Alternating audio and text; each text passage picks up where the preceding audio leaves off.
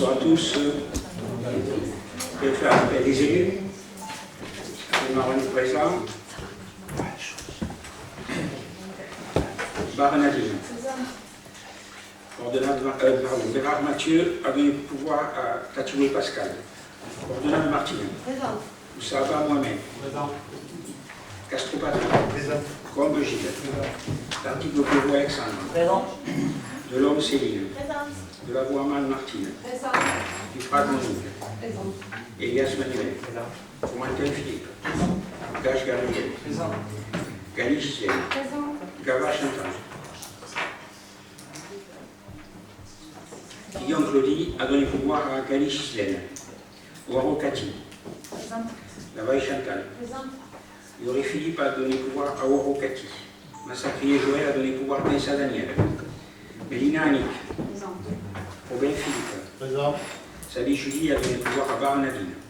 Tatiboué Pascal. Présent. Tessier Joël a donné pouvoir à Azéma René. Vincent Daniel. Présent. Terrier Marie. Présente. Zampé Joséphine.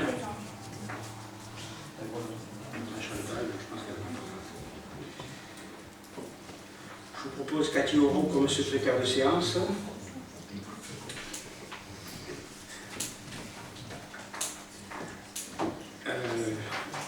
Le procès-verbal du conseil municipal précédent, y a-t-il des remarques? Oui, monsieur le maire. Donc, vous pourrez constater qu'il y a plusieurs pages sur l'intervention de madame Ouaro. Madame Ouaro a parlé durant le dernier conseil municipal juste sur ce point de l'ordre du jour pendant 19 minutes. Donc, si tous les élus parlent 19 minutes, on va avoir un conseil municipal de 8 heures. Oui, non. On est dans une période préélectorale. Le temps de parole doit être réparti équitablement entre les minorités et les majorités. Je suis désolée. Ça vous contrarie, mais c'est comme ça. Voilà. Surtout que ce même point de l'ordre du jour a été présenté à l'intercommunalité pendant 6 minutes et au conseil municipal 19 minutes. C'est quand même impressionnant. Ça, c'est le premier point. Le deuxième point. Dans une ville de la Haute-Garonne classée au top 10 des villes les plus paupérisées, il est indécent de lire sur un procès-verbal de conseil municipal la destination d'une élue de la République, sa destination de vacances, alors que cette personne cumule des indemnités. Vous le prenez comme vous voulez, on a le droit de le dire. C'est à quelle page là? La dernière.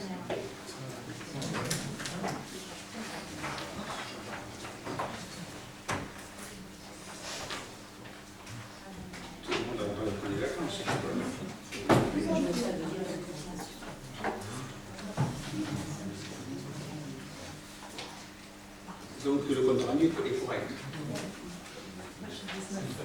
Oui, monsieur Robin, toujours des petites remarques. 19, il manque le 19. Page 19, il manque le 19. Oui, budget 2010, écrit, c'est budget 2019. Merci, monsieur Robin.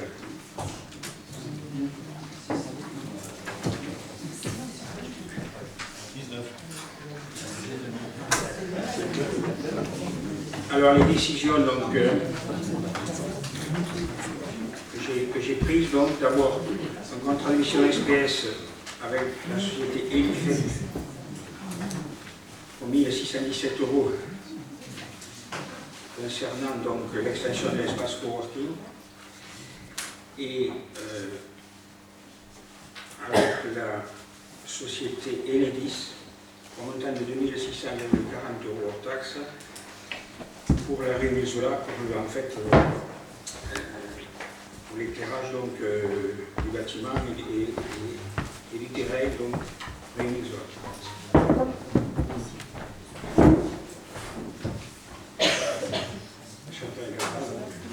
Secrétaire de séance. Des questions sur les décisions? Il n'y a toujours pas la décision du feu d'artifice. Je le répète pour le deuxième conseil Ce municipal. que je disais tout à l'heure, vous avez raison.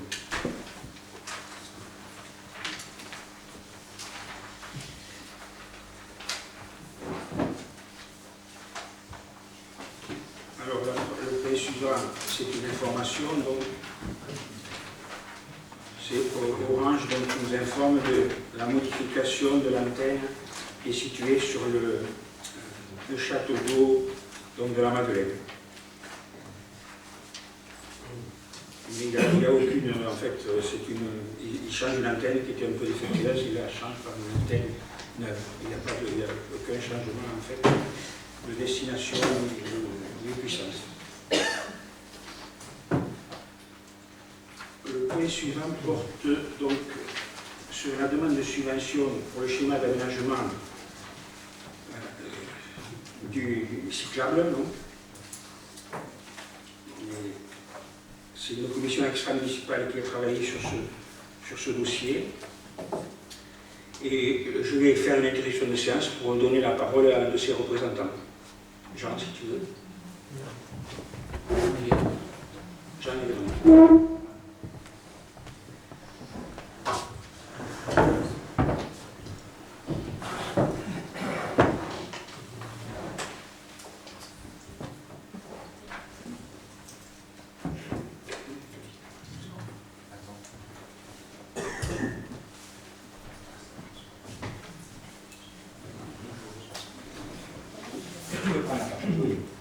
Bonsoir.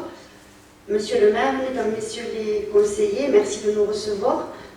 Monsieur Langry et moi-même, donc je suis Véronique Angélique Carrier, nous sommes membres de la commission mobilité active en tant que citoyens bénévoles. Donc il y a 3 groupes dans la commission extra-municipale. Le premier groupe comprend les mobilités actives qui mènent une réflexion sur le vélo et la marche. Le deuxième groupe mène une réflexion sur le sens de circulation et le stationnement. Et le troisième groupe sur la sécurisation des routes départementales.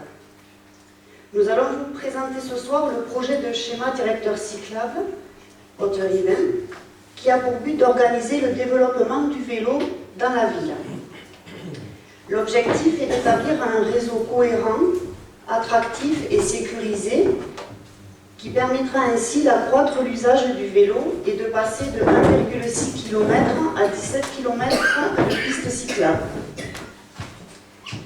C'est un projet qui est ambitieux et qui nous a demandé une réflexion globale qui s'est appuyée également sur une volonté forte des Haute-Rivins. On a pris comme exemple la pétition qui avait recueilli plus de 500 signatures. On a tout d'abord fait un état des lieux qui a été assez simple. Il y a une bande cyclable qui est sur l'avenue Arénis-Desmars et une portion de piste cyclable qui se situe devant Carrefour. Il y a 2 rues en zone partagée piéton-cycle, boulevard Séverine et rue Émile Zola, ce qui représente un total de 1,6 km. Voilà, donc là on peut la présenter à l'écran. La commission a étudié l'ensemble des solutions envisageables sur le plan technique, mais aussi économique et aussi sécuritaire. Et on a pris en compte les différents publics visés, que ce soit les loisirs, les actifs ou les scolaires. On s'est appuyé aussi sur les différentes études qui ont été pratiquées dans les autres communes, comme par exemple pour le stationnement et la promotion du vélo. Donc M. Langry va à présent présenter les différents tracés, puis on parlera par la suite de l'aménagement de l'avenue Arénis-Desmars, sur lequel la commission a eu la chance de travailler. Merci Véronique, bonsoir à tous. Un petit point sur la méthodologie.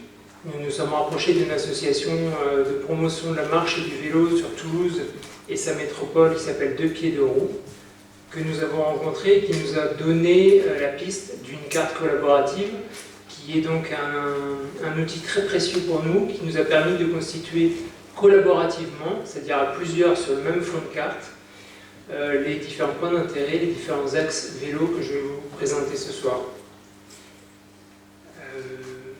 On peut passer au point d'intérêt, s'il vous plaît. Ça, c'est le récapitulatif des différents axes. Voici les axes principaux qui relient tous les éléments importants qui nous semblaient judicieux de relier à vélo dans la commune. Donc, en partant du nord-ouest, il y a la CCBA, le dernier rond-point, on va dire, sur la route de Toulouse. On redescend plus au sud, toujours rive gauche, le collège, avec son presque millier d'usagers, est un point essentiel pour nous. La gare, point aussi névralgique, intermodal. La médiathèque, pour ce qui concerne la médiathèque, l'école filleule de ce côté aussi, et l'espace de coworking. Ça, c'est pour la rive gauche. Sur la rive droite, il y a les Hauts de Saint-Paul, juste côté en direction de Saint-Gabelle, par la route de Saint-Gabelle, l'école Michelet. Plus au sud, le centre de loisirs, qui est un élément aussi assez déterminant, qui serait assez judicieux de rendre plus accessible. Donc nous avons élaboré 3 axes principaux. Donc il y a un axe nord-sud qui relie la gare à la CCBA dans sa partie nord et la gare au coworking ou médiathèque en partie sud. Ça c'est donc l'axe 1A. Donc chaque axe a fait l'objet d'un repérage, diagnostic de départ. Ici on peut voir l'axe 1B donc, qui part au sud de la gare jusqu'à la médiathèque avec des itinéraires alternatifs, car cet itinéraire comporte quelques pièges de conception. Ensuite nous pouvons aller, donc ça c'est l'étude des alternatives. L'axe 2 permet de relier la gare vers Michelet, du moins vers on va dire, rive droite Saint-Paul, donc soit les Hauts-Saint-Paul, soit l'école Michelet. Admettons jusqu'au bas de la côte de la route de Saint-Gabelle, le cabinet médical Michelet par exemple. Passons au dernier axe que je vais développer un peu plus en détail pour vous montrer la méthodologie complète. Donc ici on tâche de relier le Belvédère, qui est un espace on va dire de loisirs, de détente, au centre de loisirs, qui lui est un équipement structurant, et pas seulement pour les autorivins, mais comme vous le savez, pour tout le bassin autorivin. Nous avons repéré donc le tracé, le plus possible à vélo, en base de photographie qui nous permet d'établir un état des lieux initial, c'est-à-dire à 2019. Par exemple, ici vous avez le point numéro 6, donc, qui comporte un élément assez bloquant de cet itinéraire, qui est en fait le canal une passerelle en béton, excusez-moi, qui passe au-dessus du canal d'amener d'eau de l'usine hydroélectrique. Donc cet ouvrage comporte 3 grosses marches en béton, bien plus que réglementaire, et pas seulement pour les vélos, mais aussi pour la marche. On va élargir un petit peu après ce sujet. Donc voilà, un repérage photo, et le repérage est en ligne, disponible, et il est ouvert à tous les collaborateurs de la commission qui ont travaillé sur la mobilité. Donc chacun peut rajouter une photo, rajouter un élément sur la carte qui présente un danger ou un point amélioré. La page après. Voilà. Les autres axes de réflexion ont porté sur des itinéraires de connexion entre ces 3 différents axes. Donc, ce sont des tracés périphériques qui permettent de tourner autour des axes principaux en reliant principalement les lieux de vie des autorivins, c'est-à-dire les zones résidentielles. Il est aussi question sur cette même diapo, avant si tu peux revenir s'il te plaît, c'est de réaménager dans un futur pas si éloigné, nous l'espérons, la réaffectation à d'autres mobilités que celle des tout-voitures et notamment poids lourds sur l'axe de l'ancienne nationale 20 pour vraiment partager la voie et partager l'espace public. Ensuite, nous avons élargi aussi aux voies vertes. Donc ici, nous avons tracé en fait 4 voies vertes qui nous semblent très intéressantes, dont une qui fait l'objet d'un repérage important, c'est ce qu'on a nommé la voie verte des Sablons, la voie douce des Sablons, qui remonte jusqu'à la station d'épuration au-delà de la zone Kia, en partant de la place de la Madeleine. Le réaménager, si possible, la promenade historique de l'île du Ramier et de l'usine de Clamart-Chiran. Donc ça c'est, on ne voit pas très bien le titre, mais c'est je pense la voie verte du Ramier, qui se poursuit après sur une voie verte qui en fait aboutit à l'extrémité sud du bois de Notre-Dame, en direction d'un potentiel circuit vers Saint-Gabelle. Ici, on peut voir des esquisses de tracés VTT, donc vélo tout-terrain. La commune a la chance d'avoir pas mal de coteaux, pas si loin que ça. D'ailleurs, nous avons participé la semaine dernière à une belle rando de nuit VTT, c'était très fortement agréable. Il y a du potentiel sur la commune, et je pense que ce dossier mérite d'être amplifié. Ça tombe bien, il y a un bénévole de l'association Les Dieux Jantés qui fait partie de la commission. Ensuite, les voies de cyclotourisme. Donc ça, c'est un point aussi important qui permet de bien situer la ville pour ceux qui font du vélo de route et du vélo de voyage. Donc permettre aux gens de se diriger en évitant les écueils des grandes routes. Donc comment aller à Saint-Gabelle par les petites routes, grâce à un petit fléchage par exemple. Comment aller vers Mirepoix, comment aller vers Carbone et la Via Garona. Comment rejoindre Muret ou comment rejoindre le canal du Midi. Voilà quelques petits exemples ici sur la carte qui tous évidemment évitent les routes départementales qui concernent l'auto-étoile. Donc tous ces éléments en fait sont à destination des autorivins. Il est important de, je pense, conforter le travail de la commission. À l'avenir, au-delà de ce document, évidemment, qui ne concerne que le vélo, puisque c'est le plan directeur cyclable vélo, mais à l'avenir, on pense bien mettre en place un plan pour la marche active. Et on va vous parler d'un exemple qui s'est produit cet été, sur lequel la commission a travaillé. On va prendre la page 9.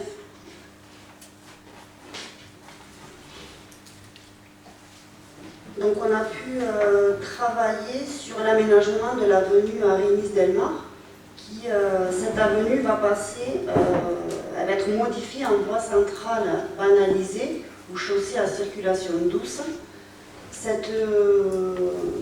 sens de circulation en fait va permettre de donner la priorité au vélo et aura pour but de limiter la vitesse des automobilistes. On a pris l'exemple de quelques villes qui ont démontré les bienfaits de ces chaussées à circulation douce. On a pu constater une augmentation du nombre de vélos, une réduction de la vitesse des véhicules, mais aussi ils n'ont pas constaté plus d'accidents. Au niveau de la priorité donnée au vélo, ça va être assez nouveau pour pas mal de citoyens. Donc à la commission, nous on a proposé qu'une communication soit faite pour que les gens comprennent ce nouveau mode de circulation.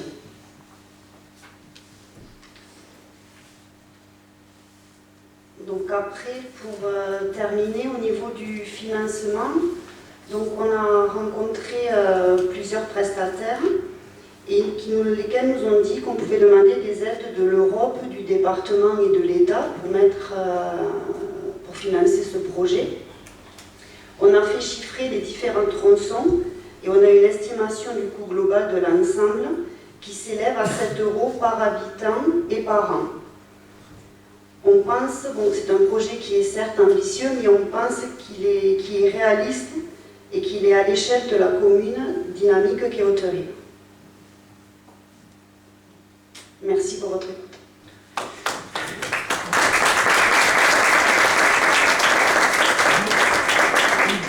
Merci à vous. Tant que le conseil est interrompu, est-ce que les conseillers veulent poser des questions aux intervenants? Petite précision, non, je peux? Oui, parce que... Petite précision, c'est la chaussée à voie centrale banalisée qui va être mise en place courant novembre est due à la réflexion de la voirie et travaux d'assainissement sur cette avenue Arénis-Desmar, et ça a été l'occasion justement de réfléchir avec les services, l'entreprise et la commission sur cet aménagement. Voilà. Merci Pascal. Bien, s'il n'y a pas de questions pour vous, on reprend le conseil. Alors, il s'agit donc ici de délibérer sur la demande de subvention. Donc, vous avez vu donc le projet qui est chiffré à 730 000 €. Donc, on va s'étaler sur 10 ans, avec un coût de 68 000 € par an. Et donc, je vous propose de demander les subventions donc, à l'État, à la région, au conseil départemental, à l'Europe.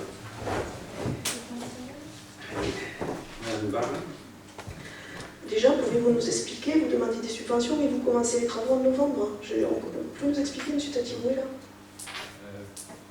Alors, les travaux, je vous ai expliqué que sur l'avenue Aramis-Desmarres, Oui. Du fait qu'il y a eu des travaux, Oui. il a été proposé de travailler sur cet aménagement et on a trouvé une solution avec l'entreprise sur cet aménagement. La demande de subvention ici concerne la demande de subvention du schéma général et non pas de petits tronçons particuliers. Ah, y a-t-il une concertation avec les riverains de la rue Aramis? Il y a eu effectivement, dans le cadre des référents de quartier, il y a eu un plan qui a été envoyé aux référents de quartier sur ce projet. Voilà. Alors, ce dossier, pour vous, il est finalisé. Le dossier schéma piste cyclable, il est finalisé. Non, c'est une proposition qui peut être amendée, modifiée, mais c'est un principe qu'on voudrait soumettre ici en délibération au Conseil municipal. Déjà, je vous l'ai dit la dernière fois, bravo pour le travail qui a été fait sur le schéma piste cyclable. On s'est rapproché de communes qui ont ce même projet. Il y a un fonds national de 350 millions d'euros qui a été débloqué par l'État, mobilité active. Un appel à projet le 12 décembre 2018. Avez-vous déposé un dossier au ministère de la Transition écologique? Alors, nous avons déposé un dossier au mois de juillet sur le second relevé de l'appel à projet. D'accord. Et avez-vous une réponse? On a eu une réponse qui n'était pas positive, mais qui nous invitait à représenter le dossier avec quelques aménagements potentiels qui étaient susceptibles de répondre favorablement à l'appel à projet. Ok. Ensuite, il faut un état des lieux et un diagnostic de l'ADREAL. Il faut s'assurer qu'il ne faut pas une enquête environnementale. Avez-vous pris toutes ces précautions? Alors, l'ADREAL a été contacté justement quand on a répondu à l'appel à projet, puisque c'était notre interlocuteur sur l'itinéraire gare CCBA. Donc, nous travaillons en concertation avec l'ADREAL. Je continue. L'aménagement des pistes cyclables repose sur l'article L228.2 du Code de l'environnement. L'aménagement de ces itinéraires cyclables doit tenir compte des orientations du plan de déplacement urbain. La chose la plus importante se trouve dans le dernier alinéa. Cette compétence ne peut s'exercer qu'en tenant compte du plan de déplacement urbain. Ce plan est de la compétence des intercommunalités. Il est donc impossible pour une commune qui dispose de la compétence voirie de créer un réseau de pistes cyclables sans concertation avec l'intercommunalité dont elle fait partie. Il faut mettre en cohérence avec les autres communes l'ensemble des aménagements urbains à réaliser, le type de revêtement, les pistes, les bandes cyclables et harmoniser les itinéraires. Et aussi avec le schéma départemental puisqu'on a la RD 820 sur la commune. Si cela n'est pas fait, vous ne pouvez rien démarrer. Donc là, on demande des subventions, le dossier n'est pas finalisé. On a travaillé ce dossier depuis le dernier conseil, M. Tatiboui. On ne comprend pas. Tout est fait à l'envers. Vous démarrez par la fin. On est tout à fait pour, hein, je confirme. Et on est prêt à vous aider même, si vous le souhaitez. Si vous voulez, ce dossier-là aussi rentre dans le cadre quand même du plan mobilité du Pays Sud toulousain, donc il rentre dans un cadre institutionnel. Hein. Il n'est pas uniquement axé sur la commune d'Autorive. Vous présentez un schéma de piste cyclable à Autorive ce soir, vous ne le présentez pas? Oui, mais vous ne présentez pas la concertation avec l'intercommunalité. Moi, je trouve que vous allez vraiment trop vite. Vous avez présenté ça au dernier conseil, je vous l'ai dit, comme un tour de magie, je le maintiens, dans une période préélectorale. Ce dossier n'est pas travaillé, ce dossier n'est pas finalisé. Toutes les propositions sont très bien, je vous le dis, on est pour, on est prêt à vous aider, mais vous commencez à l'envers. Vous n'êtes pas encore à 19 minutes, mais c'est coincé bien.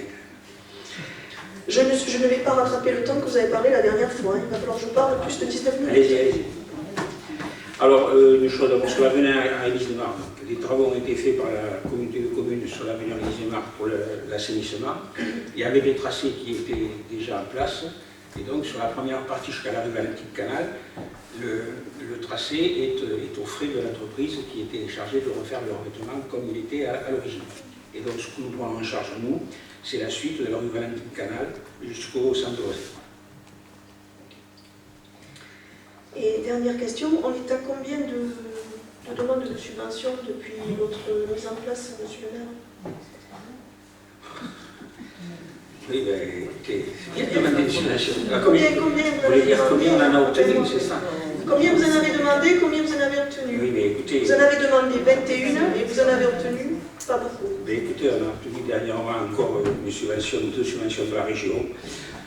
Une de 50 000 €, une de 5 000 € sur le fonctionnement, mais bon. C'est énorme. Hein? Non, mais... En attendant, la question ici est, est-ce que vous êtes d'accord pour qu'on demande ces subventions pour le plan... Tout le monde est d'accord? Merci.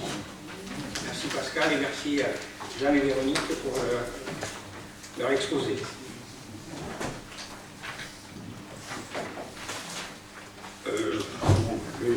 Le point suivant, c'est une demande de remise gracieuse pour les loyers du camping. Donc, je pense qu'on n'est pas encore prêt de terminer ce dossier camping.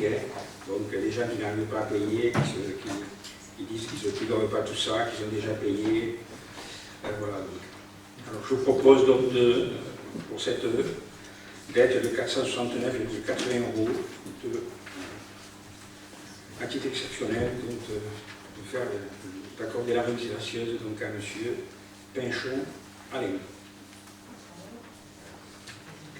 Monsieur le maire, nous sommes quand même extrêmement interpellés de lire dans sa lettre qu'on est là pour assurer sa consommation d'alcool. Ben oui, je suis désolée. Quand même. Oui, alors, si je me... très heureux qu'il ait écrit ça dans la lettre, je vous connais. Si je me remémore le discours que vous avez fait le jour de l'inauguration du boulodrome, vous souhaitiez garder ce genre de campement, ben, au lieu d'avoir un boulodrome. Non. Alors ne dites pas n'importe quoi. Vous avez dit texto, si j'avais été maire en 2014, vous n'auriez pas ce boulodrome, on aurait gardé le camping avec ce genre de résidents. Ce genre de résidents, oui. Mais vrai ou faux, monsieur le maire? Vous n'avez pas dit ça le jour du discours? Si, je l'ai dit, c'était de l'humour. Ah, mais ça n'a pas été pris comme oui, l'humour. non, c'est pas grave. Y a-t-il d'autres questions là-dessus? Non. Je passe au vote. Qui est d'accord donc pour cette remise gracieuse? Merci.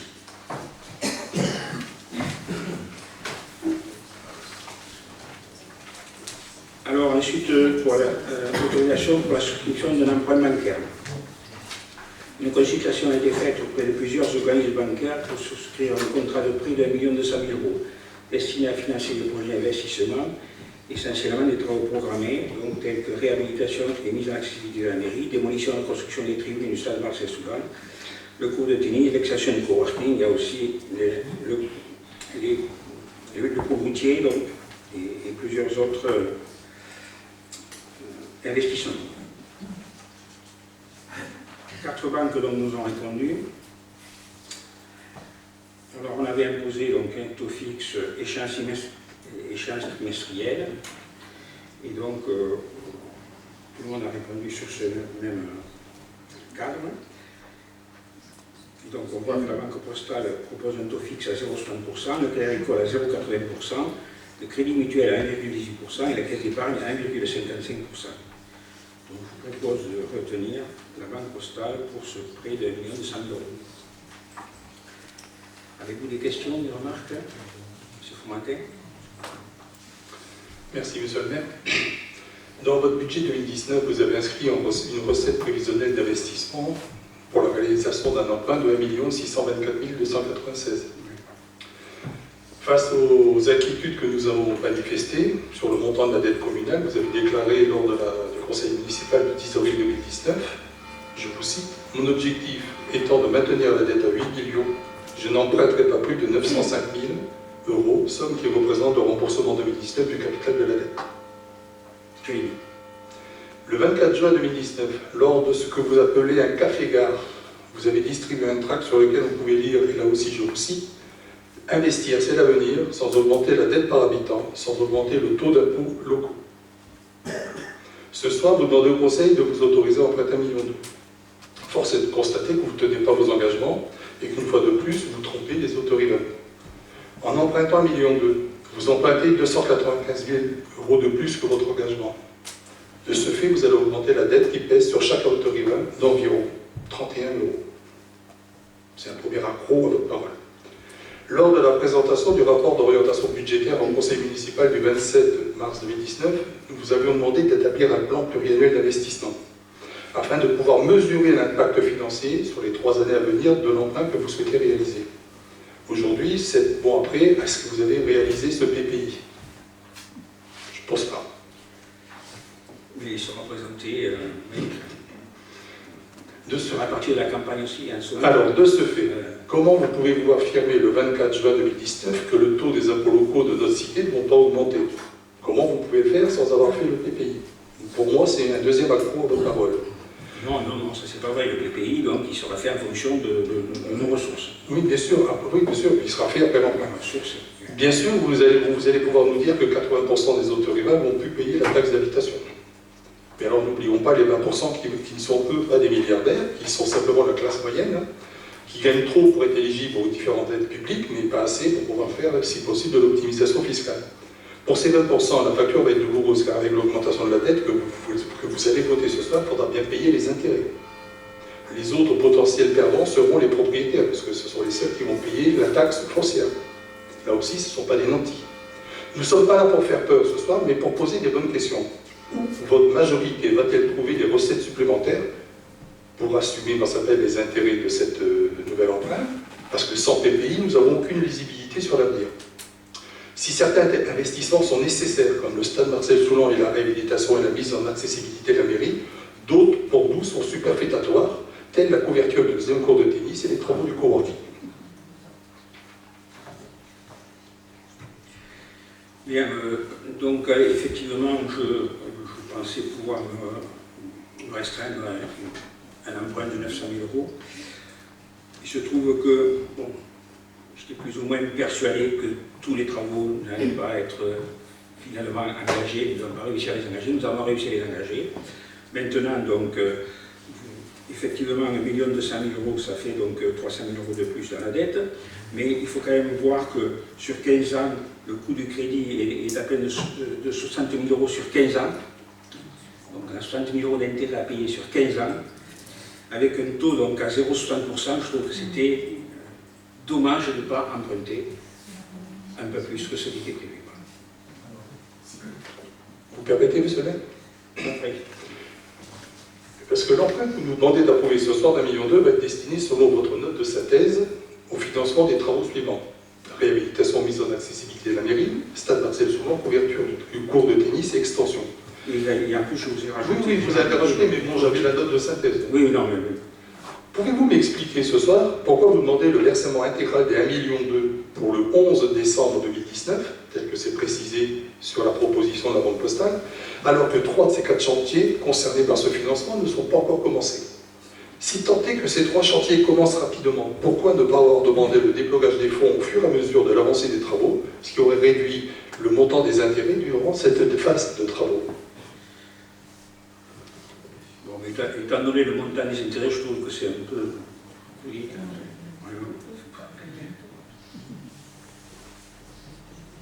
Pour vous, il y a un montant où c'est tolérable, un autre montant qui n'est pas tolérable? Ah ben si, vous savez que les derniers emprunts, il y a 5 ou 6 ans, étaient faits à 4%, là c'est à 0,60%. Honnêtement... Lors du conseil municipal du 11 avril, je vous avais demandé si vous aviez fait l'étude de renégociation des emprunts.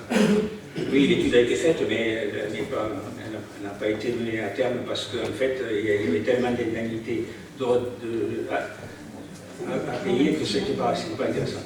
Vous me la communiquerez, s'il vous plaît? Allez-y. Donc, moi, je vais vous interpeller sur le compte 515, la trésorerie. Donc, aujourd'hui, charge déduite, tout juste 1 million d'euros. Ça, c'était hier. Non, hier, c'était 1 514 000. Aujourd'hui, et c'est... 1 096 000 Aujourd'hui, c'est 1 884 ce matin. Et pourquoi 1 il y a 884, mais c'est comme ça. Le 515, il n'arrête pas de bouger. les P503? Vous avez eu les P503. Les 503, Ceci dit, c'est pas grave. Nous avons fait dans le calcul des recettes et des dépenses jusqu'au 31/12, puisque nous avons demandé à la comptabilité tous les comptes. Et au 31/12, le solde prévisionnel sans l'emprunt serait à 871 000 € de trésorerie. Pouvez-vous nous expliquer ce qui s'est passé avec cette trésorerie? Sachant que vous êtes arrivé, il y avait 300 000 € plus 600 000 € 3 millions d'euros plus 600 000 € de la maison de Malbosc. Donc, au vu de cette situation, le déblocage de la totalité de l'emprunt de 1,2 million avant le 31/12/2019 n'aurait-il pas pour but de masquer cette situation financièrement désastreuse? Et je le redis, non, le million de 100 000 € nous sert à payer les investissements. Nous avons plus de 4 millions d'euros d'investissement. Alors quand même, c'est pas... Mais le 515 actuel, aujourd'hui, il est à 1 880 000. Bon, et bien voilà. Il n'y a rien de catastrophique là-dessus. Effectivement, on a fait des dépenses parce qu'on fait des investissements, on fait des dépenses. L'instant, les investissements, ils sont engagés, ils ne sont pas payés. Ils sont engagés, ils ne sont pas payés. Marcel Soulan est payé. Non, ils ne sont pas payés, les trois. Ça, Marcel Soulan est payé. Le cours d'utilisation, les stations coworking vont commencer, ont commencé. Donc on commence à payer aussi. On paye la maîtrise d'œuvre. Et vous, vous êtes d'accord avec une trésorerie à 800 000 €? Alors que mais elle n'est pas 800 000 €, elle est à 1 880 000 €. Attendez, on a fait les comptes, ne vous énervez pas, on a fait les comptes. On sait compter, on sait ce que c'est le 515, on sait ce que c'est les P503, on a tous les comptes, on sait comment ça rentre et comment ça sort. On vous dit que la trésorerie a fondu au soleil, je le redis ce soir. Expliquez-nous, point. Vous dites que le 515 est à 1,8 million. Tenez compte du débit de la paie, qui n'est pas passé encore. Et des emprunts. Du compte 16 et du compte 66, qui eux vont débiter le 515 sans recette en face. Non, mais il faut appeler un chat un chat. Donc nous, la question qu'on pose, c'est... Pourquoi sans recette en face? Vous savez que vous avez dit qu'il n'y aurait pas de recette. Les recettes, on les a chiffrées, on les a redigées. Non, vous n'avez pas chiffré les recettes, vous n'avez pas toutes les subventions, rien. Écoutez, moi j'ai pris ce qui est sorti de votre logiciel, oui. Et j'ai simplement fait ce qu'on doit faire, c'est-à-dire un compte administratif anticipé. Écoutez, on verra ce qui se passe au 31 décembre. Pour l'instant, on n'a pas... Non mais de 3,6 millions, même à 1,8 million, maintenant, vous n'avez aucune explication où sont passés les 1,8 million. Merci. Non, mais 1,8 million, c'est vous qui le dites. Moi, je n'ai jamais vu 3,6 millions dans mon 515. Alors, oui. Monsieur, quand vous êtes arrivé au pouvoir, on a demandé le 515, il y avait 3 500 000 et des brouettes. Comme je le demande à tous les municipaux.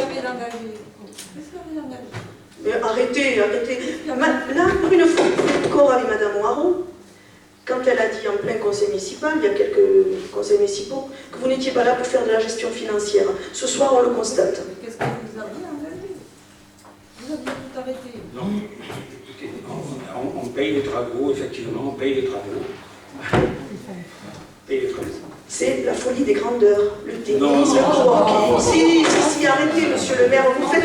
Dans les enveloppes et vous avez ouvert les robinets partout. Vous dépensez sans compter, et je le dis et je l'assume. On est très attentifs, justement. On est tous les jours dans les travaux et dans les réunions de travaux, et on est très très attentifs de ne pas dépasser les enveloppes. Pas dans le 515, Mme Tenza, alors. Vous êtes. Non. Où êtes-vous? Allez, je crois que vous avez pu vous exprimer pour cet emprunt. Alors, je propose donc de contracter auprès de la Banque Postale un emprunt de montant de 1 200 000 €. Qui est contre? Qui s'abstient? À la majorité, donc 4 contre.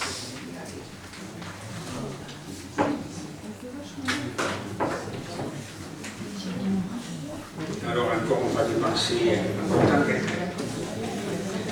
Donc l'association Robinam, donc armatures vietnamiens, donc... Bon, vous êtes en ouest, vous mélangez aussi quand même. Pour les frais occasionnés pour la participation de 3 membres du club au championnat d'Europe, qui aurait à Francfort, du du 1er au 3 novembre, les 3 sélectionnés encadrés par 2 entraîneurs, un coût de 2 995 €. On propose de les subventionner pour la moitié de cette somme, environ la moitié, donc 1 500 €.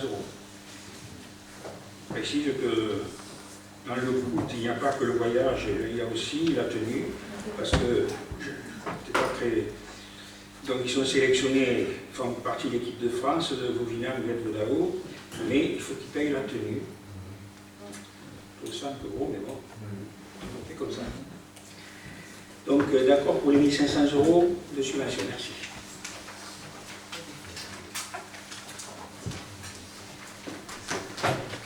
Alors sur ensuite le marché intérieur donc, de l'église de la Madeleine.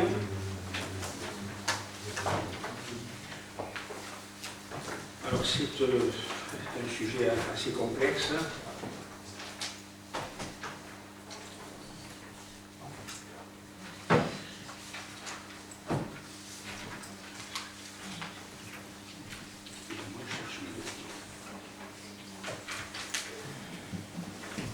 Alors ce qui se passe sur ce marché, donc, en 2012, même c'est peut-être 2011, le marché a été lancé pour la rénovation intérieure de l'église de la Madeleine.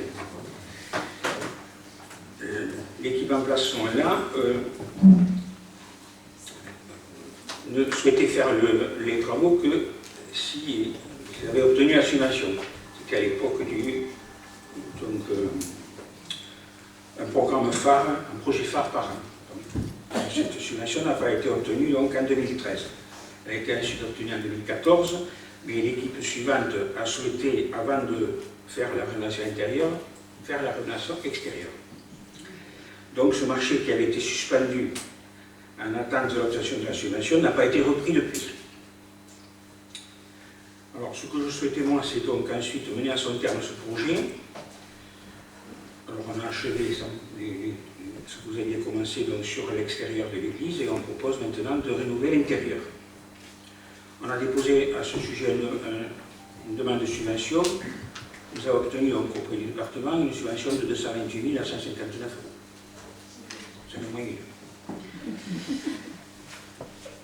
Donc à partir de là, il est apparu opportun d'engager les discussions à la maîtrise d'œuvre initialement retenue.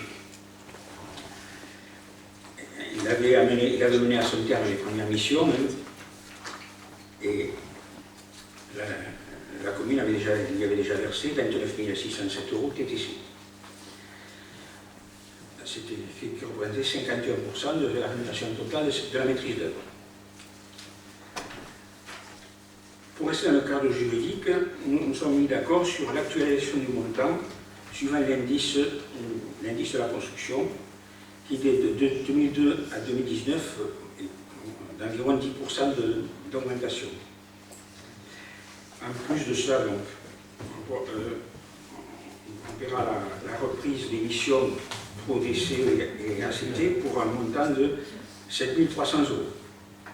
Et on propose un plafonnement donc, de cette maîtrise d'œuvre à 60 000 € hors taxe, qui, en fonction d'un montant de travaux qui serait d'environ 627 000 €, qui est réduit par rapport à ce qui était proposé dans la demande de subvention, puisqu'on avait proposé 730 000 €, mais en se basant sur le pourcentage qui est donné à 730 000 €, donc on ne rentrait pas dans l'augmentation prévue pour le...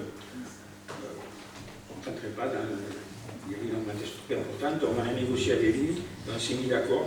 Alors plutôt que de relancer ce marché de maîtrise d'œuvre, qui allait nous retarder encore, et d'autant plus qu'on a déjà versé à 1 029 000 €, ils seront déduits, alors cet été c'est attention, 60 000 € c'est hors taxe, mais ils seront déduits de sa rémunération.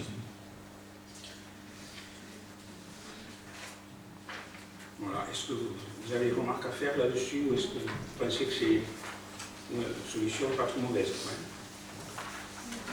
Bon, merci. Donc tout le monde est d'accord pour cette prise de maîtrise d'œuvre? Monsieur Letellier, architecte.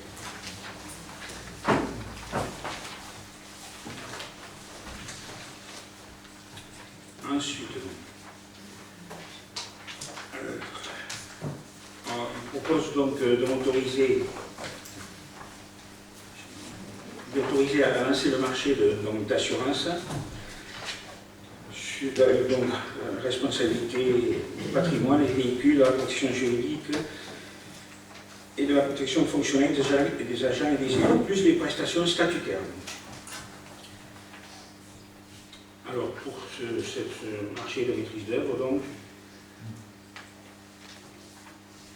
le coût annuel du marché est à 141 712 €, je dois demander la permission au conseil municipal pour lancer le marché. Y a-t-il des remarques? Est-ce qu'on pourra avoir le règlement de consultation? Ou cahier des charges, comme vous voulez? Parce que je voudrais...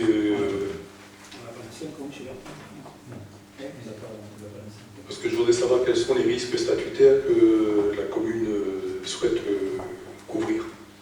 Je pense qu'on prend même ce qui était, donc ce marché a été lancé, je crois, en 2015, tant que je me souviens. On reprend un peu les mêmes choses. Mais il manque des choses. Bah, je pense que maintenant, vu l'absentéisme, il serait peut-être bon de revoir la couverture et peut-être de l'étendre à d'autres.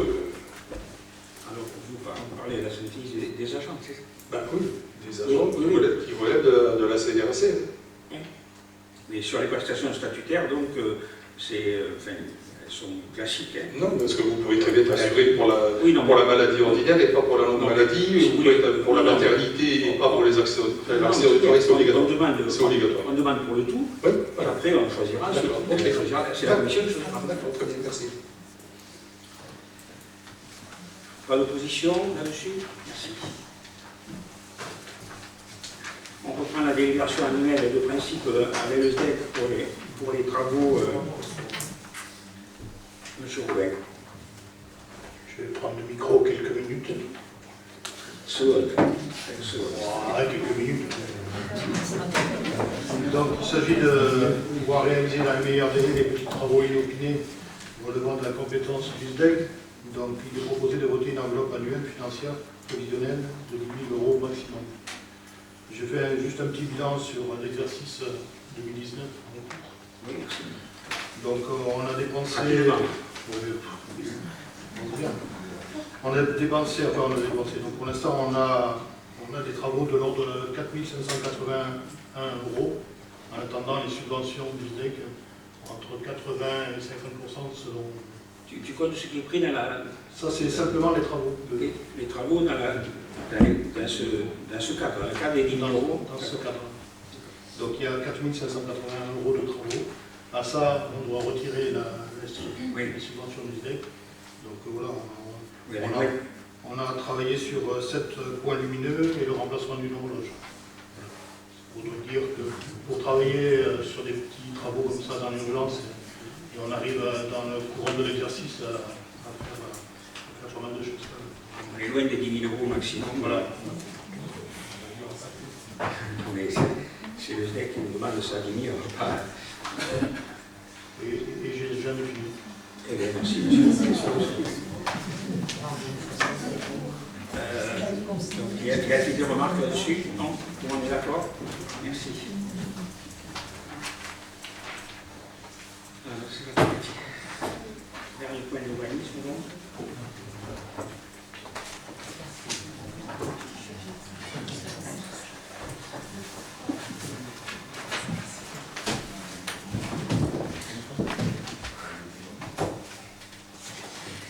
Donc il s'agit de parler d'une délibération validant le lancement d'une procédure de modification simplifiée numéro 3 du PLU de la ville d'Hauterive et de définir les modalités de mise à disposition du public du projet. Donc il y a dans la délibération, dans le projet qui a été approuvé lors du conseil municipal du 24 juillet dernier concernant la modification du PLU, des erreurs matérielles qui sont apparues, qui sont susceptibles de fragiliser la sécurité juridique de ce document, et ainsi que l'instruction des demandes d'urbanisme qui en relèvent. Donc, du coup, il est proposé de réaliser une modification simplifiée pour pouvoir apporter des corrections sur ces erreurs matérielles qui sont liées à une problématique au niveau du bureau d'études et notamment des problèmes de calque qui ne sont pas apparus au moment de l'impression et une problématique de pages dans le règlement qui se sont retrouvées supprimées sur des parties qui n'avaient pas été impactées par la modification. En plus, dans cette modification simplifiée, il est proposé de rajouter quelques précisions sur certains points mineurs du règlement pour en faciliter la compréhension et de modifier en partie le règlement de la zone UE pour autoriser le changement de destination des logements de fonction, donc qui sont rattachés notamment aux équipements publics. La procédure de modification simplifiée est possible, vous avez le cadre dans la note de synthèse qui vous a été présentée, et donc en application de l'article L153